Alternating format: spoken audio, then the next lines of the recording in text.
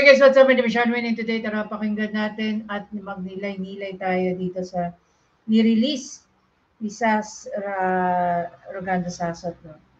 Dito sobra niyang binasag at sinunog si Yusek Claire Castro. Alam mo kung anong nakakahiya? Si Yusek Castro ay isang kilalang abogado. I believe she should know better. Pero anong ginawa ni Yusek Castro? Dinownplay niya ang mga bagay-bagay. Kaya mas lalong nagkakaroon ng galit ang mga Duterte supporter na minsan niya nang nakasama. Trabaho lang ba yan? Kaya sabi ko sa inyo itong si Yusek Castro hindi na abogado propagandista na. Diba? Pakinggan natin ang sinabi dito ni Miss Sas. No? Binigyan niya ng matinding lecture dito si Yusek Castro.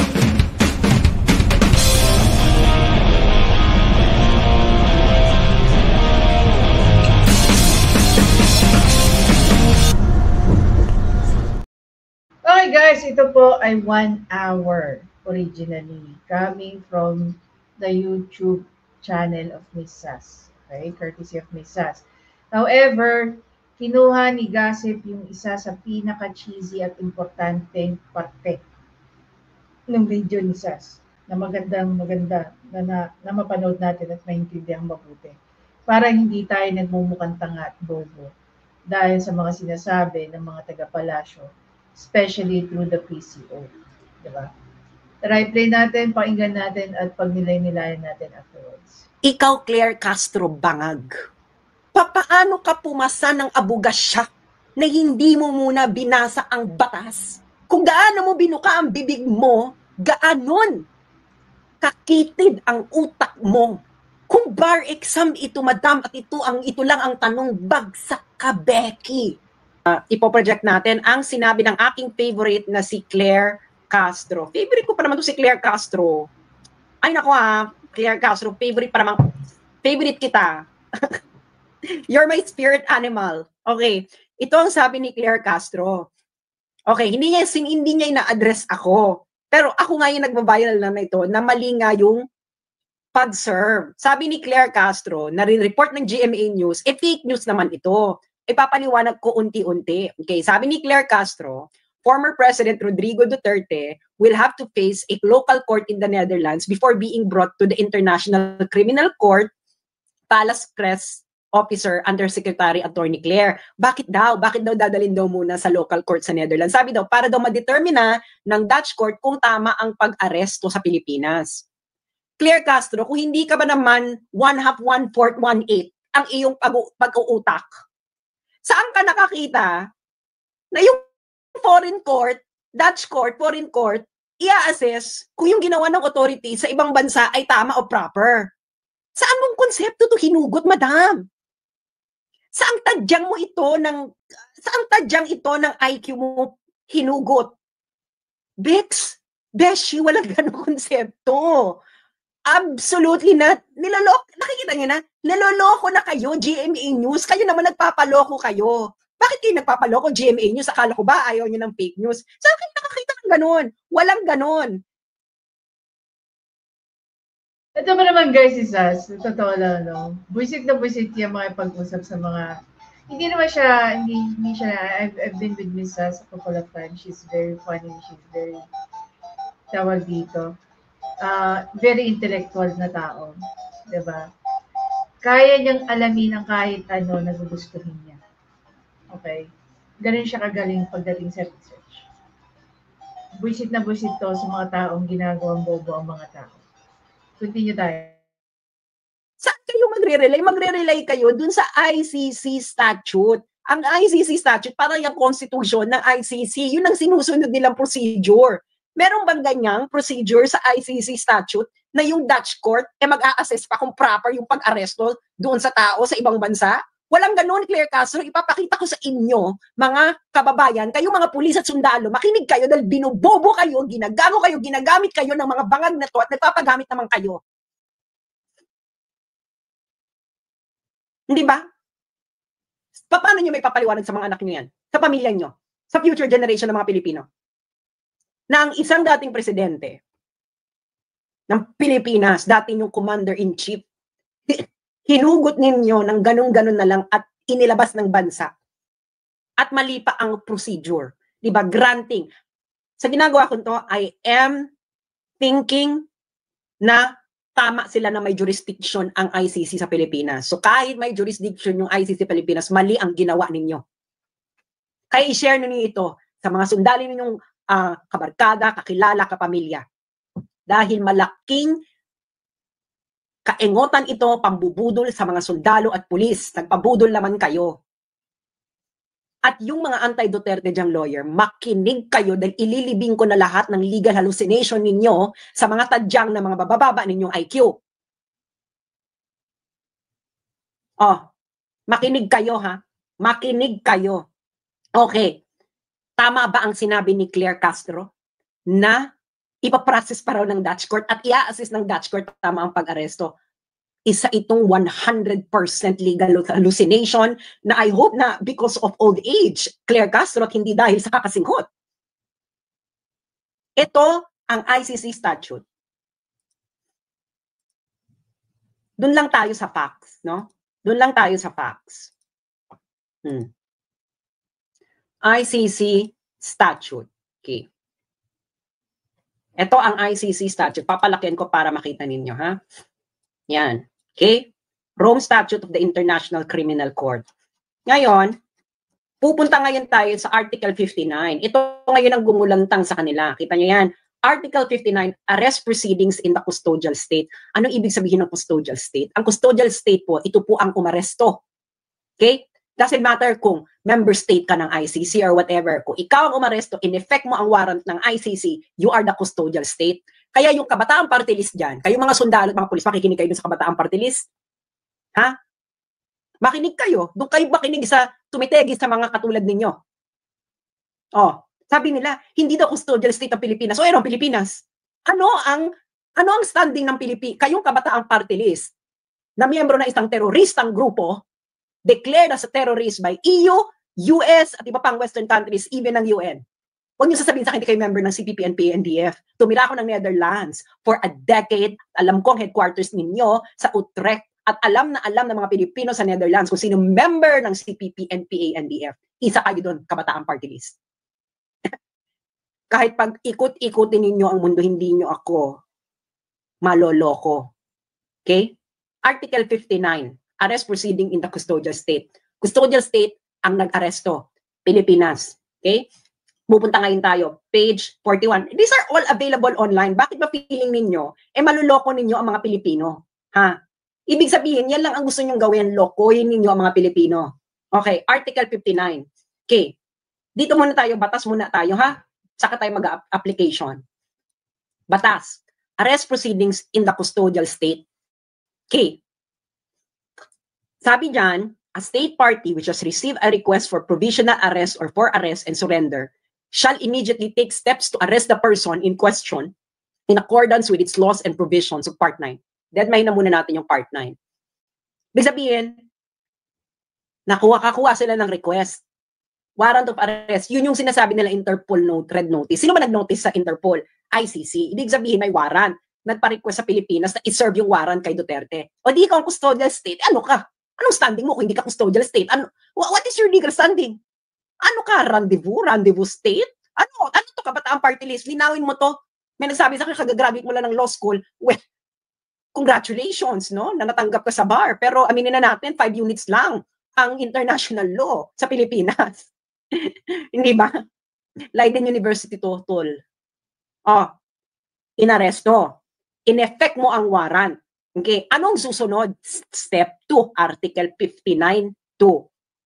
A person arrested shall be brought promptly before the competent judicial authority in the custodial state, which shall determine, in accordance with the law of that state, that the warrant applies to that person, the person has been arrested in accordance with the proper process, and the person's rights have been respected.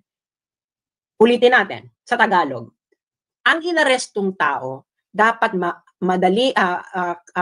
karipas na dadalhin sa competent judicial authority ng custodial state ng Pilipinas. ang competent judicial authority, in accordance with the law of that state, ay magdedetermine kung ang warrant ay applicable, ay applies doon sa inaresto, yung person na inaresto ay inaresto ay naayon sa tamang proseso at nirespect ang karapatan ng taong inaresto. Ikaw, Claire Castro Bangag, asaan dyan ang Netherlands? Saan mo ipapasok dyan, madam? Kung bar exam ito, madam, at ito lang ang tanong, bagsak ka, Becky. Yung mga nakikinig dyan sa akin, nasaan dyan ang bansang Netherlands? Kung ma-justify mo kung nasaan dyan ang Netherlands ba ang custodial state? No.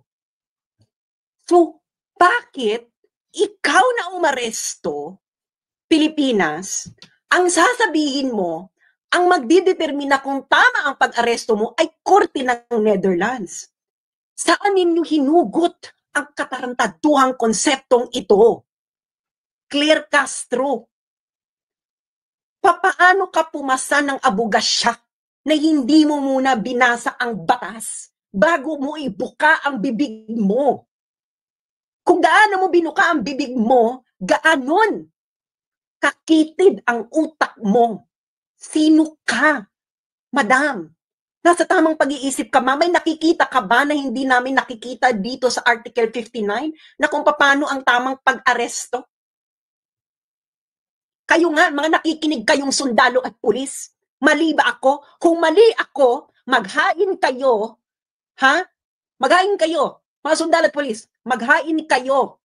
Okay? I don't know. Mag-ano kayo dyan? Military court. Maghain kayo. Tapos pauwiin nyo ko at sabihin ninyo na mali ako at ginagago kayo mga sundalo at pulis at i-firing squad nyo ako kung mali ako. Pero kung ako ay tama, anong ginawa sa inyo?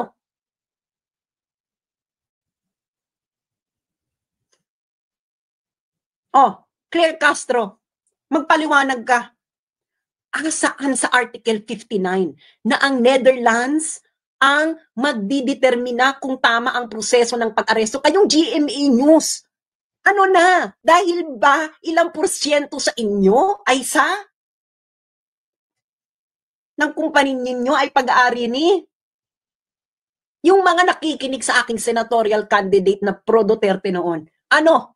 Magpaliwanag kayo. Nasaan dito? Di ba? Lalo na yung bagong Pilipinas team. Oh, kakampi ninyo. Sinasabi, Netherlands daw ang magpa-process. Nasaan dyan ang Netherlands? Netherlands ba ay custodial state? No. Ang Netherlands ba ang nag-aresto? No. Ang custodial state ay ang umaresto. Ang custodial state ay ang nag-effect ng warrant of arrest. Sino ito? Malinaw sa bawat Pilipinong nakapanood ng mga pangyayari kahapon kung anong ginawa ninyo kay Duterte. Hindi ba? Naka-live ito. Paano ninyo sa amin madidinay ang mga nangyari? Inaresto nyo. Oh, paano nyo ngayon ito sasabihin, Claire Castro, na ang Netherlands ang magpa-process? Nasaan siya dyan? Nasaan ang Netherlands dyan sa Article 59? Palakihan natin para makita ng katiting mong utak. Oh, nasaan siya dyan? Nasaan ang Netherlands dyan, madam? Oh, malaki na yan. Nakakahiya naman sa mata mo. Sa mata mong pinakitid ng utak mo. Nasaan ang Netherlands dyan, madam? Nasaan? Oh, a state party has received a request for provisional arrest or for arrest and surrender. Netherlands ba ang naka-receive? No. Pilipinas ang umaresto, di ba? Who immediately took step to arrest the person? Si Duterte. Pilipinas. And then, from step 1 to step 2, a person arrested shall be brought promptly before the competent judicial authority in the custodial state. Ang custodial state ay yung arresting state. Netherlands ba, Claire Castro, ang arresting state? Nasa Netherlands ba si Duterte nang siya inaresto? Wala. Nasa Pilipinas. Inaresto nyo, di ba? Okay. Ang sunod na tanong, kayong mga nakikinig, nakita nyo ang lahat. Ipinresenta ba nila? Oh, ayan ang requirement. After ng arrest, a person arrested shall be brought promptly before the competent judicial authority. Ano ibig sabihin nito? Ipipresenta nyo si Digong sa harapan ng competent judicial authority. Ginawa ba nila ito? Kayong mga sundalo at mga pulis na nakikinig sa akin, ginawa nyo to? Ginawa ito ng mga kasamahan ninyo sa dati ninyong commander-in-chief? Oo lang, oo, hindi lang ang sagot. Napakasimple. Oo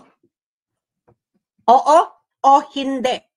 Na pagkatapos arestuhin si Duterte, ay ipinresinta si Duterte sa harapan ng competent judicial authority ng Pilipinas. Oo o hindi. Yung mga sundalo at mga pulis na nakikinig sa akin. Oo o hindi. Hindi. Nakita namin ang lahat ng nangyari, huwag kayo magmamang-maangan. Ginawa ba ito? Ginawa ba ito ng competent judicial authority? Pagkatapos ninyong iharap si Duterte? In-examine ba ng competent judicial authority pagkatapos siyang arestuhin na ang warrant ay nag-a-apply kay Duterte na nasa tamang proseso ang pag-aresto at ang karapatan ng inaresto nyo ay respected? O ay in accordance with the law of that state, Claire Castro, in accordance with the law of the state that arrested, paano mo sasabihin na yung Netherlands ang mag-a-assess? Ano yun yung Netherlands? Gagamitin niya yung sarili niyang batas para i-assess kung tama yung pag-aresto sa Pilipinas? Baliw! Pet Squad Pilar, biktima ng paskil stain. Hindi kinaya ng sabon ko. Pero kaya ng Ariel with Downy. Paskil stain, mas tanggal yan. May 10x power play. Amoy Downy. Imposibleng mancha, posible sa Ariel. Grabe, what a night. I feel so ganda. My skin is so fresh. Olay Retinol 24 Night Serum. Skin renewal for plump and smoother looking skin. Girl, try Olay. Now in sachet.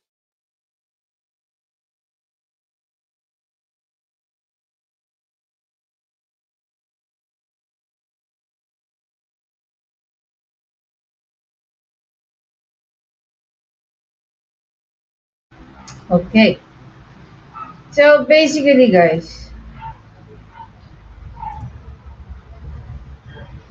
nakita ko ngayon yung video din niya ni Tita Ika. So, tinapig niya rin to kanina. So dito kitang-kita mo kung paano pilit binibilog ni Yusek Castro ang utak natin. Diba? Na wala sa hulog. Kitang-kita natin kung gaano kalaki, kung gaano karami yung violations ng Philippine government sa ginawa kay PRRD.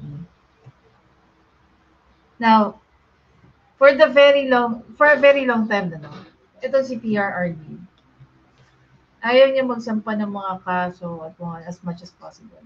No. Tandaan niyo, may pending case pa si PRRD laban dito sa PILG, kay Torres, and all. Ano ba natitira sa atin ngayon? No? There are 3 branches of government. Wala na tayong maasahan sa executive at saka sa Congress. Judiciary na lang maasahan natin sa lahat ng violations na nangyayari sa batas ngayon. Diba? Ano sabi ni Yusek Claire Castro before siya pumasok dyan? Doon lang daw siya sa katotohanan. Mukha ba siyang katotohanan ngayon? Sinampa siya ng katotohanan ni Sas. Diba? Yung bilib na bilib tayo kay Yusek Castro. Tapos ganyan yung nangyari. Diba? Ganyan yung nangyari. Isa na sa mga gumagawang bobo sa mga Pilipino dahil sa mga pahayag niya. Dati sinasabi ko, huwag kayo mag-unsubscribe kay Atty. Claire. Kakaiba man ang opinion natin, pero huwag kayo mag-unsubscribe. Ngayon, ginagamit na ni Yusek Claire Castro yung sarili niyang YouTube account. Para ba magpakalat na naman ng kung ano-ano? Para gawin niya mas bobo ang mga nanonood sa kanya? Kasi ito pa lang, ito pa lang guys, no? Kitang-kita na natin kung paano ginagawang bobo tanga ni Yusik Claire. Base kung ang pagbabasehan natin yung sinasabi ni ni Mrs. Rugando Sasot. Hindi pa yan abogado, but the way she explained it to us, mas lalo natin naiintindihan na ang mga gaya ni Yusiker Castro at yung mga kasama niya sa PCO, ang intention, igawin tayong tanga bobo, mga inutil. Diba? Kayo na maghusga dyan guys. Malinaw naman yung pagkaka-explain ni Sas. Maliban dyan, isa sa mga pag-uusapan natin kung paano sinabi ni Yusek Castro na lahat naman daw ng karapatan ni PRRD ibinigay sa kanya. So tititingnan din natin yan. Babanggain natin yung claim ni Yusek Castro doon sa mga nasaksihan natin na uploaded na videos sa talagang nangyari sa loob. No?